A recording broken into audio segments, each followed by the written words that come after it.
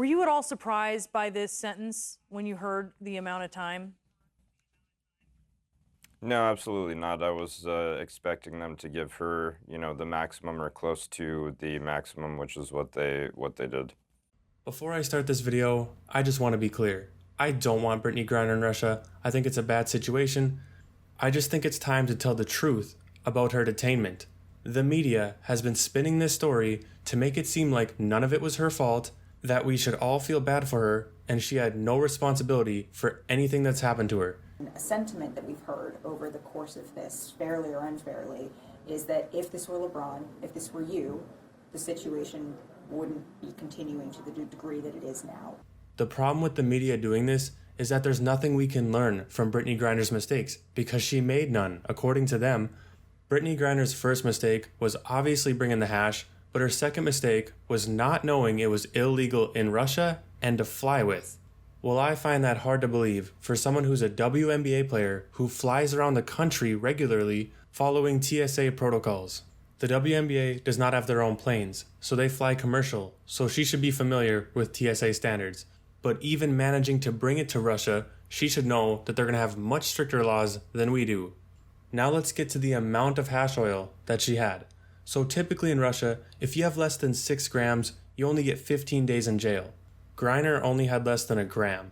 Obviously, she's facing 9 years for that, and that's terrible no matter how you put it.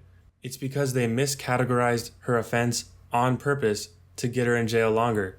But this isn't the first time they've done that. The media is trying the same narrative that they do in America. They're saying it's because she's a woman, because she's a lesbian, because she's a person of color. In Russia, they don't care about that. They care because she's an American. And obviously, we're not on good terms with Russia. They want to trade her for one of their awful prisoners. Is this really the time to try to play the feminist card? Seriously, where is that going to get us on this situation? There's a white male teacher that's facing the same offense as her, but no one talks about it because he's not an athlete. So yeah, obviously the punishment doesn't fit the crime, but what more do you expect in Russia? Speaking of Russia, did you know they don't read you your rights before they arrest you? Well, apparently Brittney Griner didn't.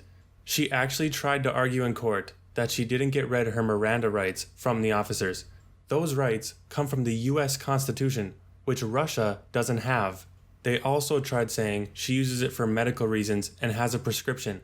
But again, this is Russia, people. They don't allow marijuana. It doesn't matter if it's medical or recreational. This isn't the United States.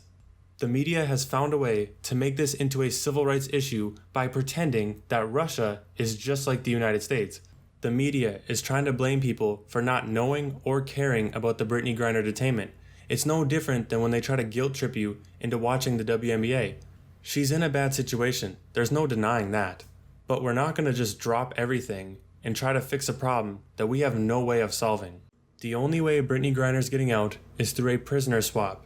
Just like this guy did after 3 years because he's not a basketball player, and just like the teacher who's been there longer than her, that's also not a basketball player. So who's really the privileged one here?